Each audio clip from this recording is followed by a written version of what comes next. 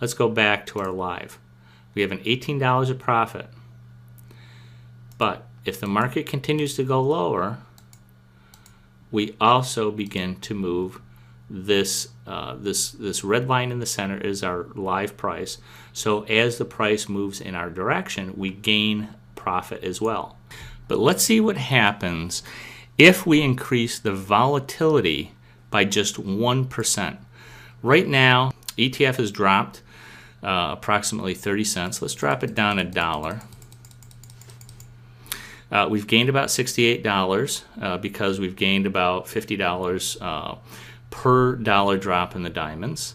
And we've also collected $4.40 per day in Theta, in premium. So we have a current profit of $68.92. But on large moves, normally what happens is there's a slight increase in volatility. Now, a $1 move in the diamonds is approximately a $100 move in the cash index. So 100-point drop in the Dow Industrial Average. Let's say that volatility increases by just 1.5%, which is a fairly small increase in volatility for that type of move.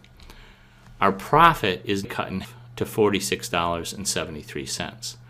So Vega is playing against you because you've written this option as the market drops.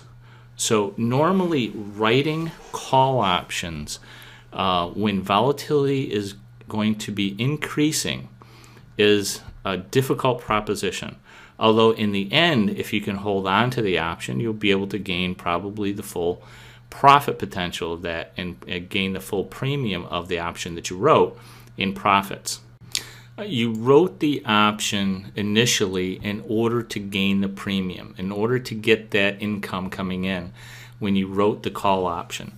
And in order for you to do that, let's go back to our chain here. You wrote the call option because you thought that the diamond ETF would either stay the same or drop. If it drops dramatically, then that volatility is going to be working against you when it comes to capturing that time premium. However, as it works closer to option expiration, if you're below 120, then you'll absolutely be able to collect that entire premium and make your profit from from writing that particular call option. But here's the problem that you often run into when writing options in a high volatility, especially call options and just about any kind of option in a high volatility environment. What happens is that price movements can, as we said, go in either direction. So in other words, we could have 150 or 250 or even 500-point drop in a single day on one day, and the next day the market could rally 400, 450 points. Well, you're almost back to where you started. So if the market dropped down to 117 on the diamonds, and then the volatility increased dramatically from 24.92% implied all the way up to maybe 27%, a 3% increase in volatility, and then the next day we had a rally back up to the 120 level again, which is very possible in a high volatility environment. That volatility does not decrease. Just because the market went up does not necessarily mean that implied volatility is going to drop back to the 24.92% level that it is today. In fact, it could stay at 27%, or it could even stay higher than 20% because of the wide range of movement in this financial instrument. So I'm not a big fan of writing options at low volatilities. In fact, I'm not a big fan of writing options at all, except in cases of extreme volatility.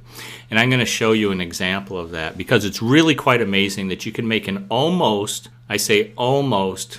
risk-free profit when implied volatility levels reach an extreme level. And I'm going to show you an example of that as well. Okay, now let's go back to our simulated trades and let's talk about gamma. That's the last of the Greeks that we haven't talked about. You know what delta is. You know how theta works. and you know how Vega works and how important volatility is. Let's move on to gamma to see how that variable works in relation to the price of our entire portfolio and individual positions. Gamma is the measure of the change of an options delta with respect to a 1-point move in the underlying stock, or ETF or future. So in other words, gamma itself is not a variable directly on the price of the option, but rather gamma is the measure of the change in the delta. So it has more of an effect on the delta than it does directly on the price of the option itself. In the next set of videos in this series, we're going to start talking about specific strategies that I use to trade on a daily, weekly, and monthly basis.